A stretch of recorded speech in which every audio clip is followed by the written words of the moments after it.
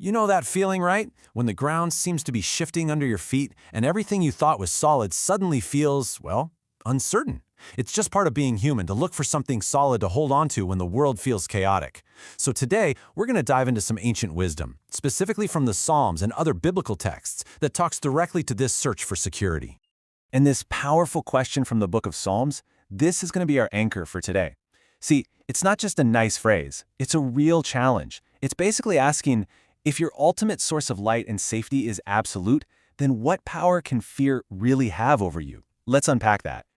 And that's really the heart of it, isn't it?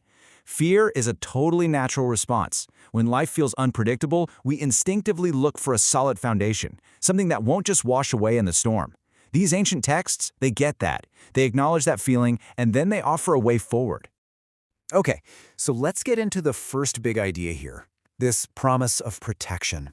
We're going to unpack some of the specific assurances found in these scriptures and really explore what they're offering. Now, this first promise uses some really powerful imagery. I mean, what does the shadow of the Almighty actually mean? It's not about being hidden away from trouble.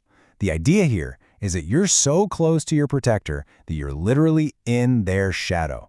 It's a place of rest, of refuge, even when chaos is all around you. And what's so fascinating here is how safety gets defined. It's not a physical fortress or a high wall. According to this text, real security is found in a relationship, an intimacy that brings peace no matter what's going on outside.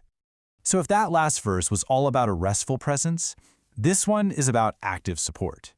It kicks off with a direct command, fear not, and then immediately follows it up with these really strong, active promises. The message kind of shifts from, I am here with you, to, I will act for you. And look how it breaks that support down into 3 specific actions. I will strengthen you. That's about your internal resilience.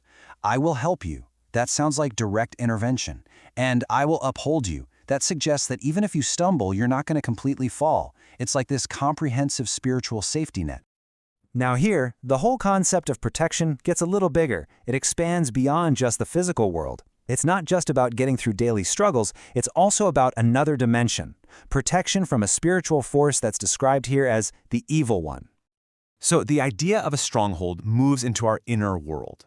In this context, spiritual harm could mean things like despair or cynicism or corruption, anything that really attacks our inner peace and our sense of who we are.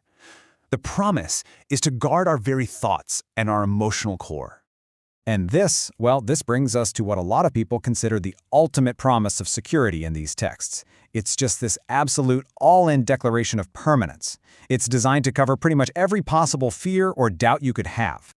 So after listing everything that could possibly threaten this connection, we're talking trouble, hardship, even death itself, the conclusion is just so stark and simple. 0. The number of things that can truly break that bond is 0. The text is putting forward this idea of an unbreakable connection. That is the ultimate security that's being offered here.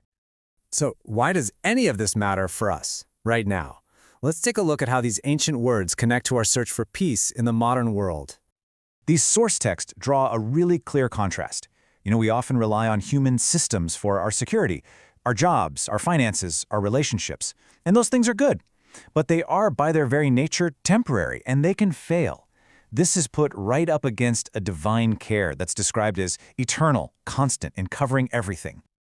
So, to kind of sum it all up, this wisdom has stuck around because it offers what worldly systems just can't, a constant in a world that's always changing, a security that's emotional and spiritual, not just physical, and, at the end of the day, an invitation to choose faith when those waters of fear start to rise.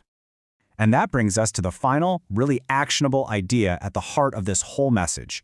It's not just about knowing these promises are out there, it's about what we actually do with them. Yeah, this is all about an active choice. See, an anchor doesn't make the storm go away, right? The waves are still going to crash, the wind is still going to blow, but a good anchor holds the ship steady. It keeps it from getting smashed on the rocks. The invitation here is to drop that anchor into something that's described as an unshakable divine promise. So, we're going to end right where we started, with a question. As you navigate all the inevitable uncertainties of life, the text prompts this kind of reflection. What foundation are you going to choose to build on? What's going to be your anchor in the storm?